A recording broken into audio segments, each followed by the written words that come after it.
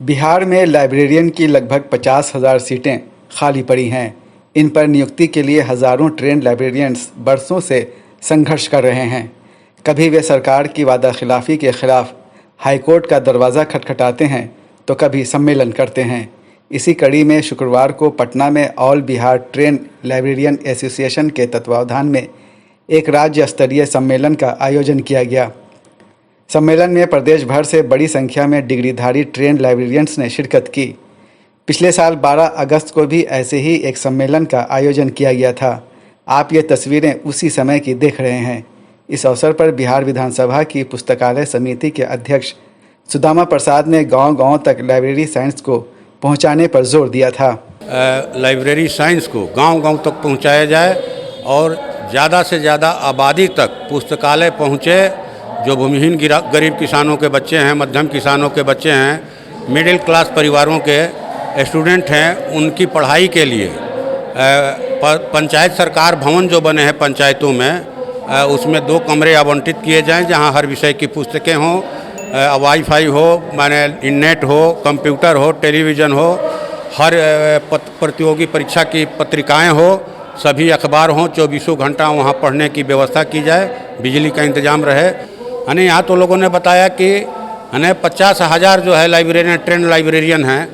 तो हमने ध्यानाकर्षण में ये भी सवाल उठाया था कि जो सृजित पद हैं या खाली पद हैं उनको जल्द से जल्द भरा जाए। अभी सरकार की घोषणा हुई कि जिन विद्यालयों में 500 से ज़्यादा किताबें हैं वहाँ लाइब्रेरियन की बहाली होगी। 1800 लाइब्रेरियन की बहाली करेंगे, लेकिन उसके साथ समय सीमा नहीं दी गई। तो हम लोग तो सरकार से मांग करते हैं कि समय सीमा दीजिए आप, और इन 50,000 लाइब्रेरियनों की बहाली का रास्ता आप प्रशस्त कीजिए। लेकिन एक साल बीतते बीतते पूरी सरकार ही बदल गई। ट्रेंड लाइब्रेरियंस की समस्याएं ज्यों की त्यों रहीं। बिहार लोक संवाद से बातचीत करते हुए एसोसिएशन के प्रदेश उपाध्यक्ष मनीष कुमार ने कहा कि उनका संघर्ष जारी है। अगर आप एक बड़ा लक्ष्य को पाना चाहते हैं तो अपने संघर्ष को भी बड़ा करना पड़ेगा। हम पिछले साल भी किए थे, इस साल भी करेंगे। सरकार अगर नहीं मानेगी तो अगले साल भी करेंगे, उसके अगले साल भी करेंगे, लगातार करते रहेंगे।